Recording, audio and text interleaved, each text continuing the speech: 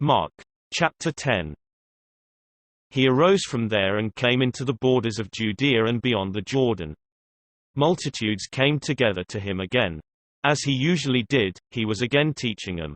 Pharisees came to him testing him, and asked him, "Is it lawful for a man to divorce his wife?" He answered, "What did Moses command you?" They said, "Moses allowed a certificate of divorce to be written, and to divorce her." But Jesus said to them, "For your hardness of heart, he wrote you this commandment. But from the beginning of the creation, God made them male and female. For this cause a man will leave his father and mother, and will join to his wife, and the two will become one flesh, so that they are no longer two, but one flesh. What therefore God has joined together, let no man separate." In the house, his disciples asked him again about the same matter. He said to them, "Whoever divorces his wife and marries another commits adultery against her. If a woman herself divorces her husband and marries another, she commits adultery." They were bringing to him little children, that he should touch them, but the disciples rebuked those who were bringing them. But when Jesus saw it, he was moved with indignation, and said to them, "Allow the little children to come to me. Don't forbid them, for God's kingdom belongs to such as these. Most certainly I tell you, whoever will not receive God's kingdom like a little child, he will in no way enter into it." He took them in his arms, and blessed them, laying his hands on them. As he was going out into the way, one ran to him, knelt before him, and asked him, "Good teacher, what shall I do that I may inherit eternal life?" Jesus said to him, "Why do you call me good? No one is good except one, God. You know the commandments: do not murder, do not commit adultery, do not steal, do not give false testimony, do not defraud, honor your father and mother." He said to him, "Teacher, I have observed all these things from my youth." Jesus looking at him loved him, and said to him, "One thing you lack. Go, sell whatever you have, and give to the poor, and you will have treasure in heaven, and come, follow me," taking up the cross. But his face fell at that saying, and he went away sorrowful, for he was one who had great possessions. Jesus looked around, and said to his disciples, "How difficult it is for those who have riches to enter into God's kingdom." The disciples were amazed at his words. But Jesus answered again, "Children, how hard it is for those who trust in riches to enter into God's kingdom. It is easier for a camel to go through a needle's eye than for a rich man to enter into God's kingdom." They were exceedingly astonished, saying to him, "Then who can be saved?" Jesus, looking at them, said, "With men it is impossible, but not with God, for all things are possible with God." Peter began to tell him, "Behold, we have left all, and have followed you."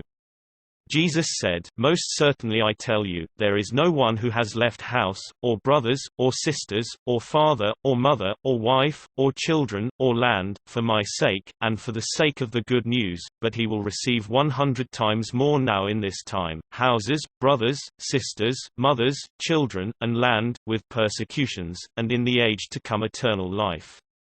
But many who are first will be last, and the last first." They were on the way, going up to Jerusalem, and Jesus was going in front of them, and they were amazed, and those who followed were afraid.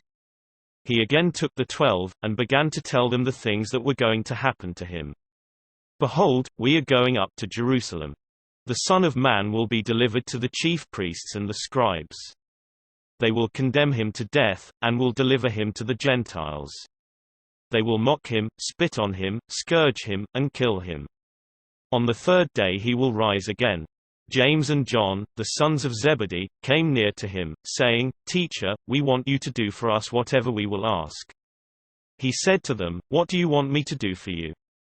They said to him, "Grant to us that we may sit, one at your right hand, and one at your left hand, in your glory." But Jesus said to them, "You don't know what you are asking. Are you able to drink the cup that I drink, and to be baptized with the baptism that I am baptized with?" They said to him, "We are able." Jesus said to them, "You shall indeed drink the cup that I drink, and you shall be baptized with the baptism that I am baptized with, but to sit at my right hand and at my left hand is not mine to give, but for whom it has been prepared." When the 10 heard it, they began to be indignant towards James and John. Jesus summoned them, and said to them, You know that they who are recognized as rulers over the nations lord it over them, and the great ones exercise authority over them. But it shall not be so amongst you, but whoever wants to become great amongst you shall be your servant. Whoever of you wants to become first amongst you, shall be bondservant of all. For the Son of Man also came not to be served, but to serve, and to give his life as a ransom for many. They came to Jericho. As he went out from Jericho, with his disciples and a great multitude, the son of Timaeus, Bartimaeus, a blind beggar, was sitting by the road. When he heard that it was Jesus the Nazarene, he began to cry out, and say, Jesus, you son of David, have mercy on me. Many rebuked him, that he should be quiet, but he cried out much more, You son of David, have mercy on me. Jesus stood still, and said, Call him.